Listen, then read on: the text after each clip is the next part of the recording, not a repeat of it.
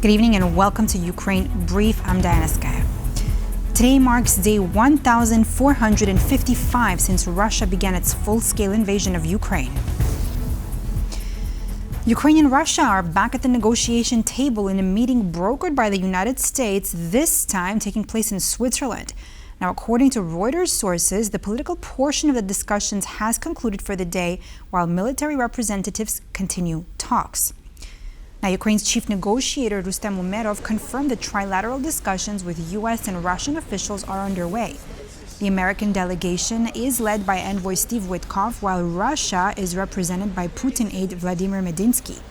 The talks are expected to continue through February 18. So far, little detail has emerged about any concrete progress. Both Moscow and Kiev remain firm in their positions over control of the Donbas region. Meanwhile, new analysis from The Economist highlights divisions within Ukraine's negotiating team over how to approach potential peace terms. President Zelenskyy said Ukraine has agreed to what he called realistic U.S. proposals, including an unconditional long-term ceasefire. However, he added that Russia continues its attacks despite those commitments. Meanwhile, demonstrators gathered outside the UN headquarters in Geneva in support of Ukraine, while the trilateral talks were already underway nearby. When it's Russia at the negotiating table, I don't have much faith in the talks. That's always their tactic, to just slow down the process. The only thing that Russia needs to do right now is to leave Ukraine. That's all. Medinsky was appointed by Putin as a head of a delegation from Russia, so that's why I don't think that this person is serious and he can make any decisions. Ukraine has denounced the Russian strikes against civilians and critical infrastructure carried out over the last day. The attacks killed at least 4 people and injured 14 others. Also, due to military action in Ukraine's airspace, Polish authorities temporarily closed airports in the cities of Lublin and Rzeszów this morning. Now, what you're seeing here is the aftermath of a Russian strike on a private home that killed a woman in the Sumy region. Footage released by rescuers this morning shows her body being removed from underneath the rubble. The strike injured another 6 people, 2 of whom were children. In the Donetsk region, a Russian attack drone targeted a private passenger car traveling about 15 kilometers from the front line. As a result, 3 people died and 1 person was injured. 2 other people were injured during a Russian drone attack in the city of Odessa last night.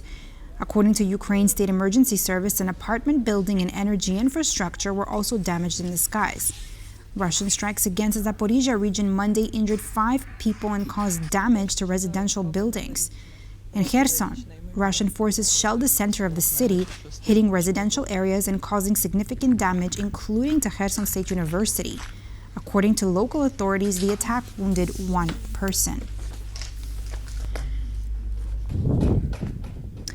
Ukraine reportedly struck a major oil refinery in Russia's Krasnodar region, igniting a large fire and significant damage to the facility. Ukrainian forces earlier Tuesday claimed having struck 9 oil refineries in Russia so far this year. Footage released on social media shows the raging fire that broke out at the Ilskyi oil refinery as a result of the Ukrainian overnight strikes. Ukraine's general staff confirmed in a statement on Tuesday afternoon that Kiev had struck the facility, which they say is one of the largest oil refineries in southern Russia.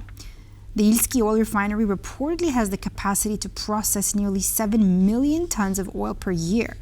The facility is also strategically vital to the Russian military due to its proximity to the Black Sea and occupied Crimea.